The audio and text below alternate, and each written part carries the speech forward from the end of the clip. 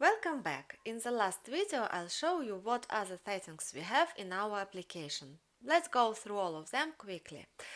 Some of them we have already discussed in the previous videos. Okay, go to Settings tab. If you want to receive notifications, turn on the toggle Desktop Notification. If you want to hear an audible alert, turn on the Play Sound toggle.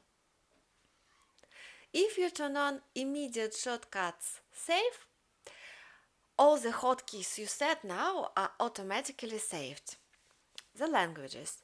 For now it's only English. In the nearest future we are planning to add other languages. Turn on Toggle Respect Portrait Orientation if at least one of your displays has a portrait orientation. Thus, the positions and sizes will be calculated with this in mind. The next setting is for embedded browser window, and I have already mentioned it in the previous video. Here you can set up which search engine you want to use for search requests when creating a new window template. It can be Google, Bing, or DuckDuckGo. And finally, you can always download your config or restore it, so you have any time access to it. That's all for this tutorial. Thank you for your attention.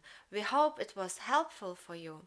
If you still have questions, don't hesitate to ask.